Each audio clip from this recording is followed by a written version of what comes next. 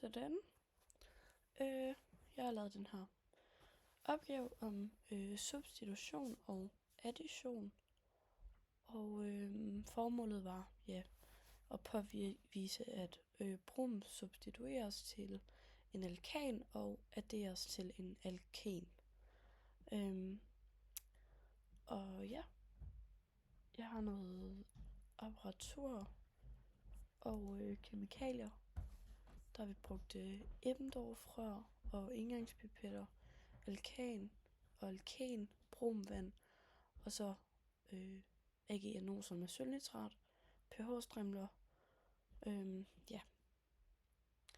Og det vi ligesom starter med at gøre, det er, at vi har taget 3 dråber af det her bromvand til et Eppendorf-rør, og tilsat 0,5 ml alkan, og så har vi så lukket det. Og det kan man så se her, hvor at man kan se, at alkanen ligger sig øverst, og bromvand ligger sig nederst, som er vandfasen. Ja, men det siger jeg noget med her. Og øverst i Eppendorf-røret ligger alkanen, og nederst ligger brom, som er det her Br2, som en vandfase. Og grunden til, at det ligger på den måde, det er, fordi de ikke er blandbare, fordi vand er polært, og alkan er upolært, og de to kan ikke blandes, og så kan de interagere dårligt med hinanden, og danner 2 separate faser. Og alkanen har en lavere densitet, derfor så ligger den højere end vand, da vand har en lavere. Alkanen ligger øverst, fordi det har en lavere densitet selvfølgelig.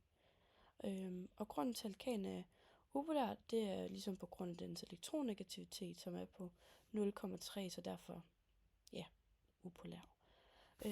Og hvilken fase er bromen? Og det er et upolært stof, og det opløses bedst i alkan, som også er upolært, og derfor så er det mest brom, der vil være i den øverste alkanfase, mens en mindre del kan være opløst i vandfasen, men allermest i alkanfasen, som er den øverste. Og nu skal vi så ryste Eppendorf-røret, og nu har vi taget billedet igen, og selvom den orange farve, brom, ses i den øverste fase, så har væskerne ikke byttet plads. Den øverste fase er stadig alkanen, som har en lavere densitet. Den nederste er bromvandet, som har højere densitet, vandfase, som vi snakkede om før. Det er bare bromet, som er blevet opløst, fordi brom, som sagt, er upolært, og derfor opløses bedst i alkan. Og farven i tomme skyldes ikke, at væskerne har byttet plads, men brom er trukket op i alkanen. Og så skal vi lyse kraftigt og iagttage reaktionen og ryste gerne ind imellem for at skabe den her energi, indtil at væsken er klar. Og det har vi så gjort her, kan man se. Og der kan man se, at væskerne faktisk er fuldstændig farvende væk, og så har vandfasen lagt sig her ind i midten. Og så skal vi lave en reaktion for det, der er sket.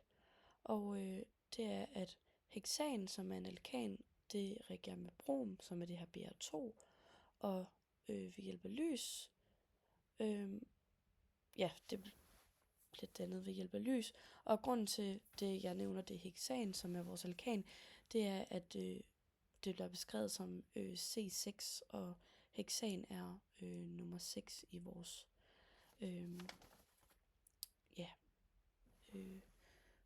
alkaner. Der sker en substitutionsreaktion, fordi at et hydrogenatom i heksan udskiftes med et bromatom, og så danner det her HBr.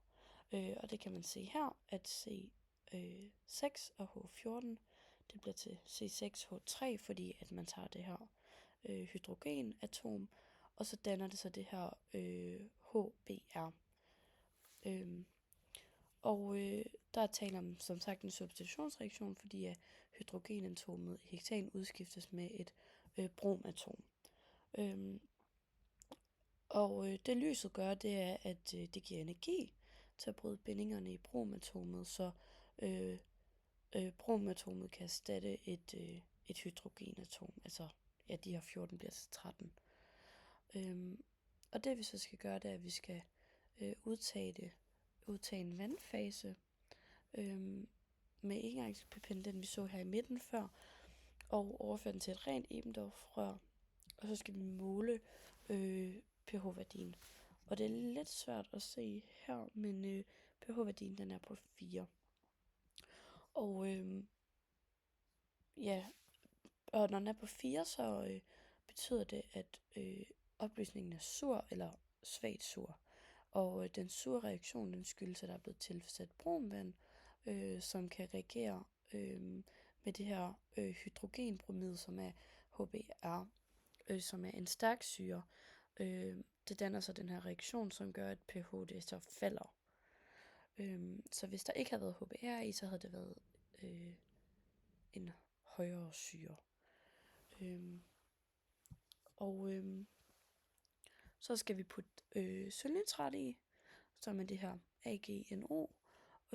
Og reaktionen, det danner et bundfald af det her sølvnitrat, sølvbromid.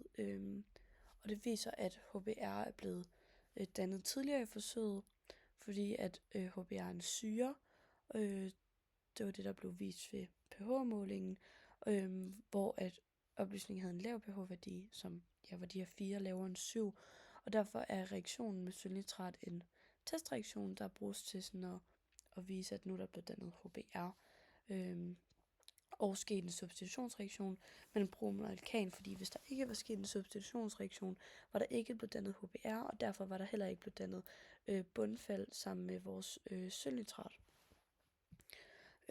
Ja, og det kan man se her, det er lidt svært at se, men det er som den her bund, der ligger. Og så skal vi lave punkterne igen. Nu har vi så udskiftet alkan med alkan. Dog har jeg ikke kunne få sat de rigtige billeder ind af det hele. Jeg havde kun få billeder, så derfor har jeg bare beskrevet det. Men i stedet for en substitutionsreaktion, så sker der en additionsreaktion med alkanerne. Og det er et tydeligt tegn, det her med, at farven forsvinder hurtigt. Det kunne vi allerede se, da vi havde tilsat det og rystet første gang, at farven var nærmest helt væk, og det var gennemsigtigt allerede. Og det var ligesom fordi, at det har brug for mindre energi, og når det har det, så er det nok, vi bare ryster om, men vi kunne selvfølgelig få det sidste væk ved at tage det ind under lyset. Og der dannes ingen HBr nu ved alkan, og derfor så måles der ikke nogen sur pH-værdi, og ingen reaktion sker ved tilsætning af sølvnitrat, fordi at bromionerne ikke er til stede.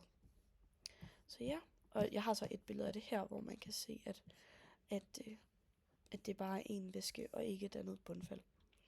Og så er der sådan en lille konklusion, og det er alkan og substitutionsreaktionen med brom, det danner det her HBr, hydrogenbromid, og så giver det så en sur pH-værdi lavere end 7, og sammen med så giver bundfald med sølvnitrat. Og hvis vi har alkan i stedet for, så sker der en additionsreaktion, fordi der ikke er den her dobbeltbinding, og det skaber så ingen HBr, og derfor så kommer der en neutral pH-værdi på 7, og så sker der desværre ingen bundfald, når vi tilsætter sølvnitrat. Så ja, det var det hele. Nu ser jeg, om jeg kan slutte den her. Det kan jeg ikke.